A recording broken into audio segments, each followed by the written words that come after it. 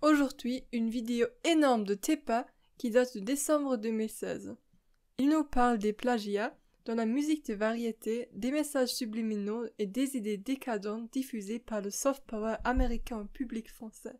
Les fameux artistes indépendants des années 80, ils étaient vus comme partis de rien, populaires et créatifs. Tepa a exposé les marionnettes qu'ils étaient.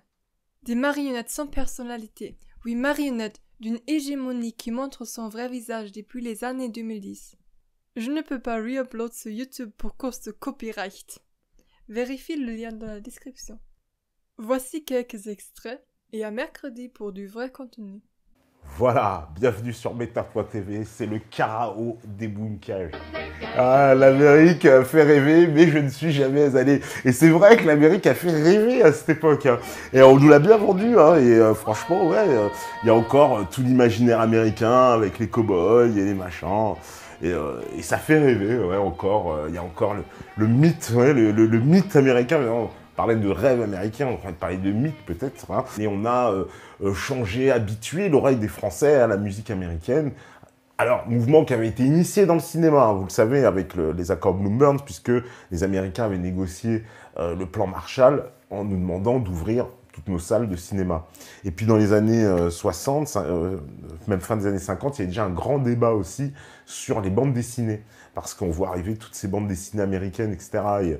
Et dans la musique, bah, c'est pareil. C'est la musique, bah, il y a plein de chansons donc, françaises qui sont en fait des standards américains. Et des fois, moi j'ai constaté que les Français ne le savaient même pas eux-mêmes. Alors voilà, tiens, voilà, un très connu cas voilà, de ce genre de reprise. Alors il y en a qui connaîtront, d'autres qui ne connaîtront pas. Ça, je vous le donne dans le mille. Alors, pas besoin de vous dire c'est qui, vous allez le reconnaître. Ah, voilà, bon, il est encore un peu raide là, sur les chorégraphies. Hein, et c'est normal parce que, en fait, vous allez voir qu'il essaye de reproduire l'original. Et ouais, et l'original, vous le connaissez peut-être moins, mais bon, il peut... C'est à mettre en relation avec les humoristes à la Gad Elmaleh. Ces fraudeurs qui s'approprient des sketchs anglais. Vois l'autre lien dans la description vers la chaîne Copy Comic.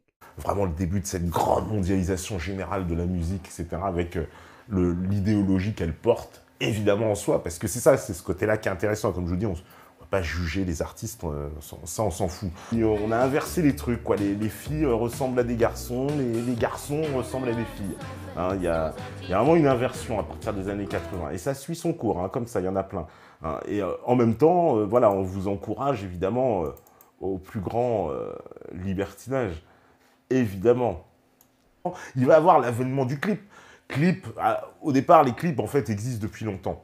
Mais il faut bien remonter, dire ce qu'il y a dans l'histoire de la musique, à partir, évidemment, du clip de Michael Jackson, Thriller, vous savez, qui était réalisé par Landis, grand réalisateur, la chanson, évidemment, hein, de Michael Jackson, qui est absolument incroyable, avec ce clip qui dure un quart d'heure, qui avait été, à l'époque, je me rappelle, présenté en avant-première sur Champs-Élysées par Michel Drucker à TF1, je veux dire, comme un événement, on prendrait la Coupe du Monde de football. Non, mais je vous assure, hein, vraiment, il faut voir ça comme ça, quoi. Le clip de Michael Jackson, c'était attendu, il y a des millions de gens qui attendaient de voir le clip de Michael Jackson, et on n'a pas été déçus, il faut bien le dire, du spectacle.